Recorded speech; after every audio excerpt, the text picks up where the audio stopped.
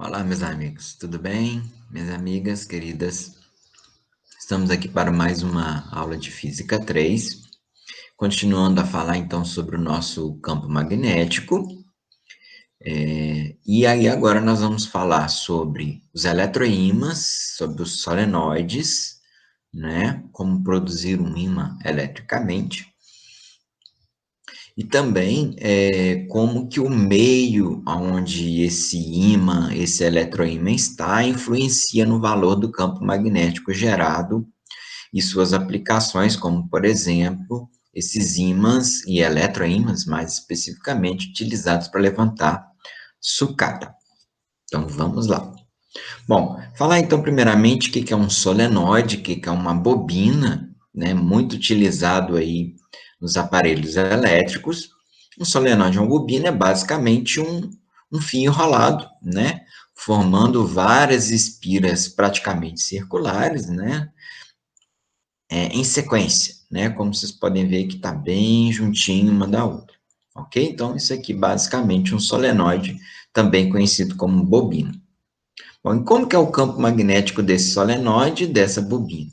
A gente pode ter uma noção aqui, com essa montagem aqui, onde a gente espalha ali malha de ferro, e aí ela vai se orientando no sentido desse campo magnético, ok? Desde que você ligue, então, as extremidades do solenoide numa bateria, e aí vai passar uma corrente elétrica nele, dando origem a um campo magnético. Esse campo magnético atua tanto no interior dele, como a gente pode ver aqui, nessa região interna, como também lá no exterior dele. Tá?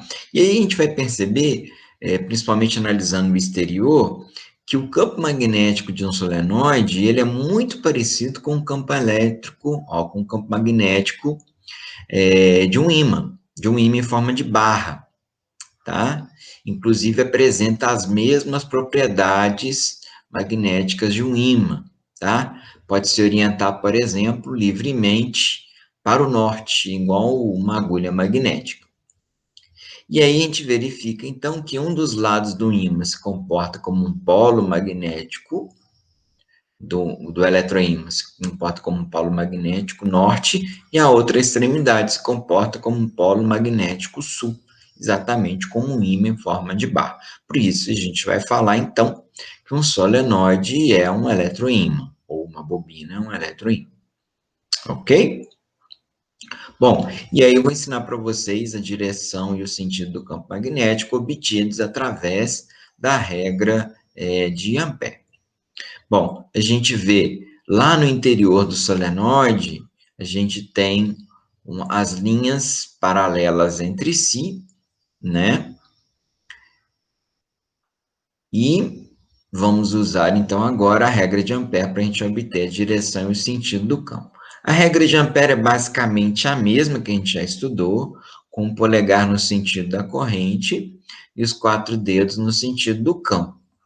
A diferença aqui é a forma como você coloca a mão. Na regra de Ampère, a gente colocava a mão em torno do fio, né? Com os 4 dedos abraçando o fio, polegar no sentido da corrente, os 4 dedos abraçando o fio.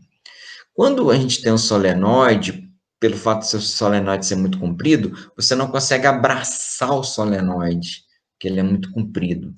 Então, o que você vai fazer? Você vai deixar a mão aberta, tá? Você vai deixar a mão aberta, você vai colocar o polegar no sentido da corrente. Importante, a palma da mão sempre vai estar virada para você, tá? A palma da mão vai estar virada para você, igual está virada para mim aqui agora. Por isso que vocês estão só estão vendo as costas da mão, porque a palma da mão está virada para mim, mas com o polegar no sentido da corrente. Então, você vai colocar o polegar no sentido da corrente e os 4 dedos vão estar no sentido do campo, ok? Então, na figura de cima, por exemplo, a gente vê que, ó, polegar no sentido da corrente, os 4 dedos apontam no sentido do campo. Então, o campo aqui, no caso, vai estar para o nosso lado esquerdo, ok? Da direita para a esquerda. Detalhe, essa corrente tem que ser olhada na frente da bobina, tá? Então, na frente da bobina, a corrente está subindo, por isso que o polegar está para cima. Evidentemente que lá atrás ela vai estar descendo, mas eu tenho que olhar o sentido na frente da bobina. Na figura de baixo, a gente vê aqui, ó, na frente da bobina a corrente está descendo, ela está subindo atrás, né? Então, polegar para baixo, os 4 dedos apontam para a direita, ok? Então, essa é a regra de Ampere aplicada a um solenoide. Vamos discutir agora o módulo do campo magnético no interior do solenoide, tá, pessoal? No interior, que é mais fácil a gente analisar. No interior do solenoide, o campo magnético é um campo magnético uniforme, né? Então, é fácil da gente tratar, tá? A gente vai considerar um modelo onde o solenoide é muito comprido. O que quer dizer um solenoide muito comprido? Quer dizer que o diâmetro das espiras, né? Quer dizer, essa dimensão aqui, é muito menor do que o comprimento. Na verdade, esse desenho não caracteriza tão bem assim. Precisaria ser um solenoide mais comprido ainda, tá? Bom, e aí, fazendo os devidos estudos científicos, né, através de experimentos, os cientistas verificaram que, mais uma vez, né, o módulo do campo magnético é proporcional à corrente, qualquer campo magnético é proporcional à corrente, tá, gente? E aí, no caso do solenoide, ele é proporcional ao número de espiras, ao número total de espiras que você tem, em todo o solenoide. No caso aqui, a gente poderia contar aqui, né, 1, 2, 3, 4, 5, 6, 7, 8, 9 espiras, tá? E é inversamente proporcional ao comprimento. Quanto maior o comprimento, menor o campo magnético lá no interior desse solenoide. Ok? Bom, se a gente junta essas informações numa equação matemática, vai chegar nessa equação aqui, o campo, a intensidade do campo B é μ0, lembrando que isso aqui é no vácuo, tá, gente? No vácuo ou no ar é aproximadamente a mesma coisa. Esse μ0 é aquele 4π vezes 10 a menos 7 Tesla metro por ampere que a gente discutiu lá no último ciclo. Proporcional ao número de espiras e a corrente inversamente proporcional ao comprimento. μ0 NI sobre L, que é o Pachecão canta na música lá pra gente. Bom, uma outra alternativa é a gente tomar esse N sobre L e chamar de Nzinho, tá? Que é o que o livro didático de vocês faz, tá? Que Nzinho, então, seria o número de espiras por unidade de comprimento, tá? Aí, representando N sobre L por Nzinho, e aí a nossa fórmula fica só μ0 Nzinho E, tá? Porque aqui já está o número de espiras por unidade de comprimento, ok? Aí o campo magnético é proporcional ao número de espiras por unidade de comprimento. Beleza? Então, às vezes, o problema é falar assim, 100 espiras por metro, tá? Aí a gente pode usar já direto. Bom, vamos fazer um exercício rapidinho sobre isso, né? Na verdade, a gente encontra mais problemas relacionados à teoria do que ao cálculo, tá, pessoal? A gente vai explorar as duas coisas, mas o mais comum é a parte teórica. Aí, igual esse aqui, a gente tem aqui, ó, a gente tem um solenoide, tá? Que tem aqui uma corrente, a gente tem o sentido da corrente, e aí eu quero saber se esse solenoide aqui, ele é atraído ou repelido por esse polo sul aqui. Na verdade, está perguntando se os polos sul é atraído ou repelido pela extremidade F do solenoide. Para saber isso, eu tenho que saber o sentido do campo. Então, vou usar a regra de Ampere, tá? Com o polegar no sentido da corrente, no caso, a corrente está subindo na frente do solenoide, ela está subindo, tá? Então, o polegar no sentido da corrente, e aí os 4 dedos no sentido do campo, o campo, então, vai estar da direita para a esquerda. Ok? Se ele está da direita para a esquerda, quer dizer que as linhas de indução vão entrar do lado direito e sair do lado esquerdo. E a gente vai lembrar lá do ímã, em forma de barra, né? O campo magnético de um ímã, ele entra no polo sul e sai no polo norte, tá? Então, quer dizer que aqui é o polo sul e aqui é o polo norte, ok? Se aqui é o polo sul magnético, o polo sul do eletroímã, perto de um polo sul de um ímã, o que vai acontecer? Vai acontecer uma repulsão, porque polos iguais se repelem, né? Então, esse ímã aqui vai ser repelido pelo polo sul que foi produzido no eletroímã. Ok? Então, a resposta é repulsão. Tudo bem, pessoal? Dúvidas? Muito bem, vamos lá. Agora nós vamos falar da influência do meio externo no campo magnético, porque até aqui a gente tratou, né, o campo magnético no ar e no vácuo, né, que é basicamente a mesma coisa. Agora, se você coloca esse solenoide ou um fio reto que a gente estudou no último ciclo, dentro da água, por exemplo, né, como é que vai ficar o campo magnético dele, né? Ou nas proximidades de um metal, como é que vai ficar, né? Então, a gente vai ver que sofre uma alteração. E por que sofre uma alteração? Bom, porque basicamente a gente vai perceber que os átomos, eles são ímãs elementares, que a gente chama. Porque lá no interior do átomo, né, a gente tem um elétron orbitando o núcleo, né, aquela história toda que a gente aprende lá na química. Esse elétron não só gira em torno do núcleo, mas ele gira também em torno de si mesmo. Ele tem uma propriedade que a gente chama de spin, né? Essa propriedade é responsável por tornar os átomos pequenos ímãs. Então, ele tem um campo magnético elementar, que a gente chama. Por que a gente chama de elementar? Porque ele é indivisível, não é possível se separar o campo magnético do elétron. Todo elétron, ele carrega consigo esse pequeno ímã, esse pequeno campo magnético, tá? Então, a gente vai pensar em um átomo como tendo um campo magnético, como um ímã elementar e, consequentemente, tem um polo norte, tem um polo sul e tem um campo magnético aqui, saindo do polo norte. Ok? Bom, e daí? E daí, pensa no material normal. Tá? Você tem um pedaço de prata e de alumínio, ou até um pedaço de madeira. Como é que ficam esses átomos lá dentro e esses campos magnéticos, né? Se ele sair do seu estado normal, ele está não magnetizado, que a gente chama, tá? A orientação desses campos magnéticos elementares é totalmente aleatória, não tem uma orientação preferencial, tá? Então, quer dizer, você tem alguns orientados para a direita, você tem alguns orientados para a esquerda, completamente aleatório, tá, gente?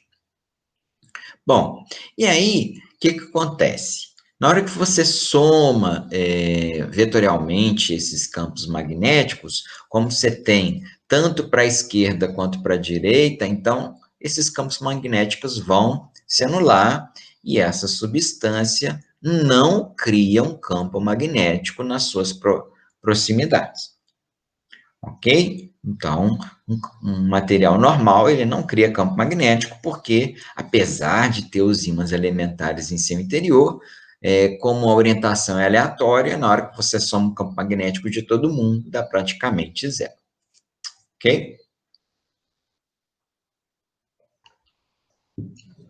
Bom, agora, pode acontecer, e é isso que a gente vai estudar, que ocorra um alinhamento desses ímãs elementares no interior do material, tá? E se houver esse alinhamento, aí sim você vai ter um campo magnético produzido por essa barra, no caso aqui, por exemplo, essa barra está se comportando como um ímã, tá? E aí você tem um efeito magnético externo, como esse que vocês estão observando aqui.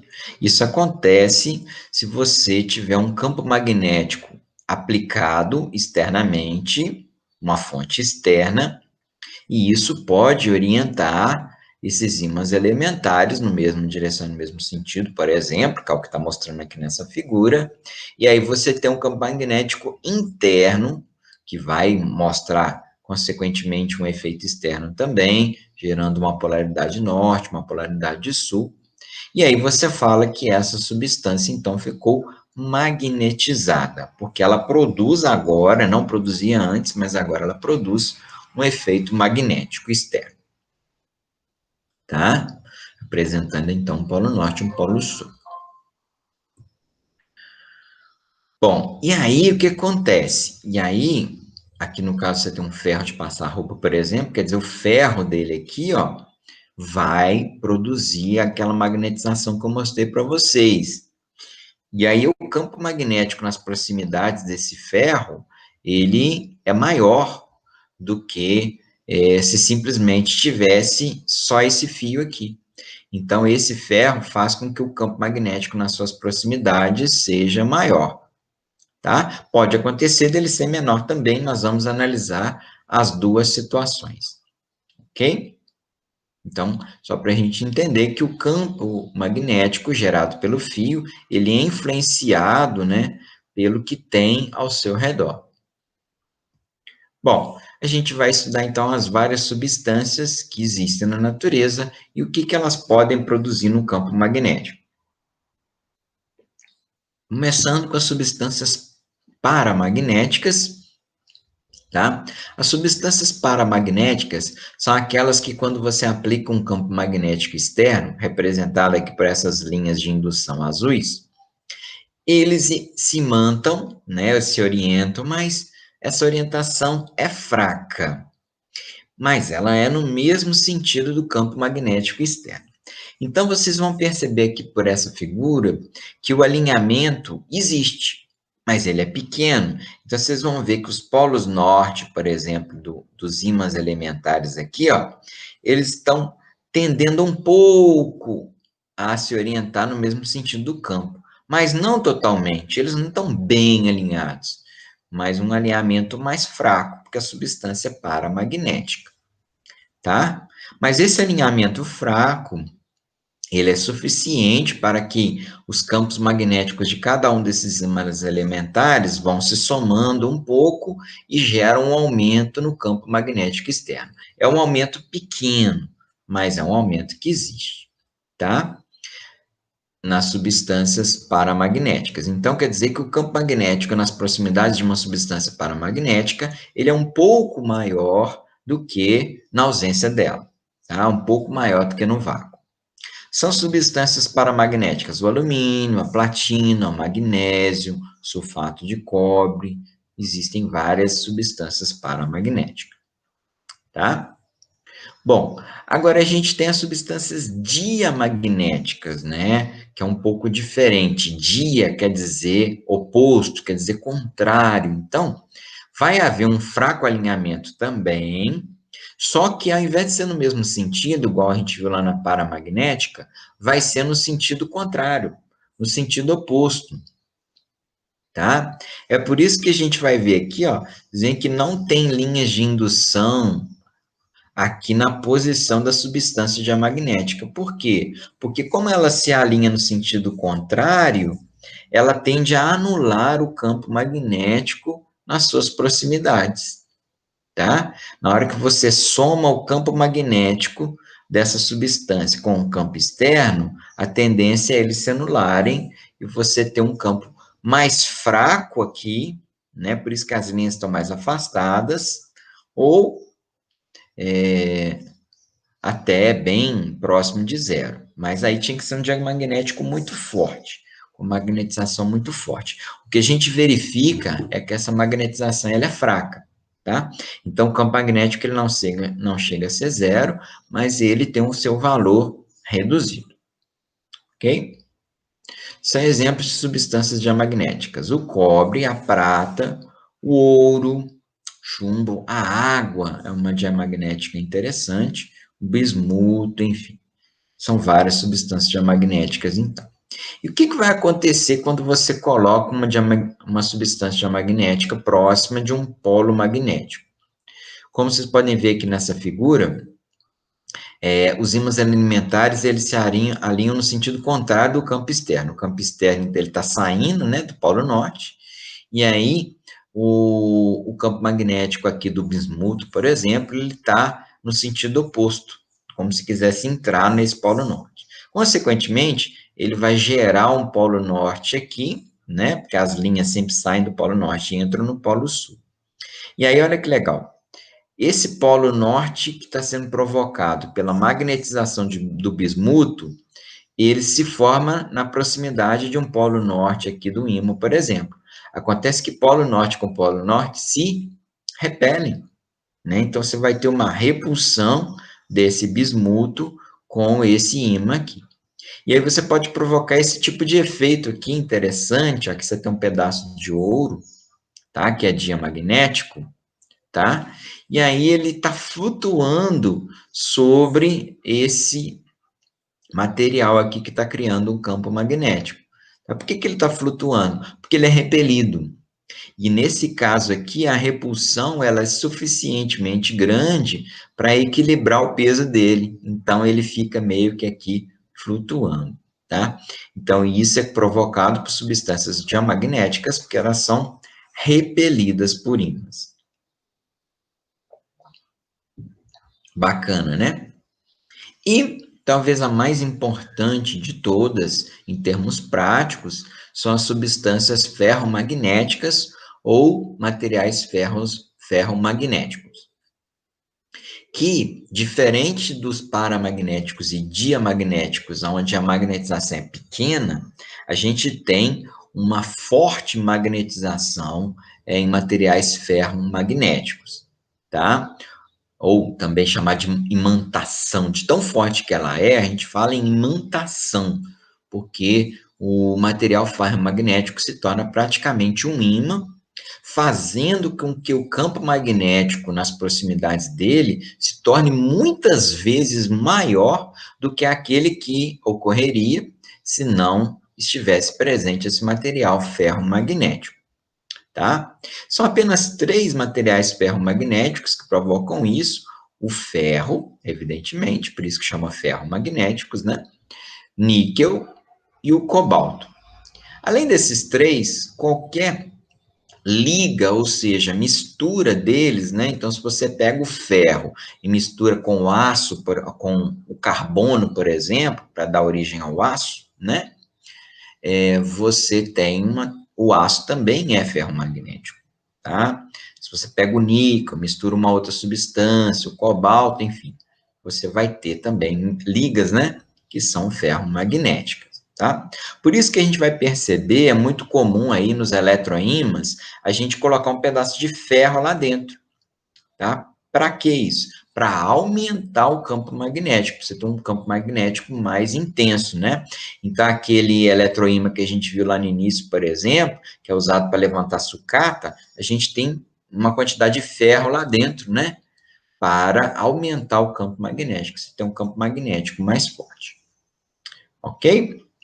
Bom, e por que um ímã atrai um pedaço de ferro, né? Justamente porque a substância ferromagnética, né? Olha aqui, os ímãs elementares, eles vão se alinhar no mesmo sentido do campo, né? Então, o campo magnético do ímã, ele está indo aqui para a direita, então os ímãs elementares também se alinham para a direita.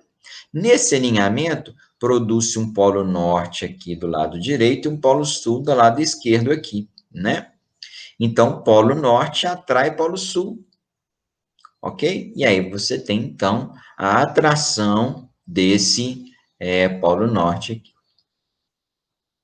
Ok? Vamos encerrando, então, por aqui, pessoal. Vou deixar um link de um vídeo aí, que esse não é meu, mas é um vídeo muito bacana, que eu costumo, inclusive, passar quando eu estou dando aula presencial. É um vídeo do Manual do Mundo, é muito bacana, acho que vocês conhecem o Manual do Mundo, onde ele visita uma fábrica de ímãs, tá? E vai colocar em prática tudo isso aí que a gente falou no vídeo, é um vídeo muito bacana, tá? E vou deixar para vocês aí, como sempre, as referências lá do livro de vocês, na página 178 a 185. Qualquer dúvida que vocês tiverem, vocês podem consultar lá também. Ok? No mais, vamos encerrando. Qualquer dúvida que vocês tiverem, podem mandar uma mensagem para mim e perguntar para mim no nosso próximo encontro presencial. Ok? Grande abraço para vocês e até a próxima.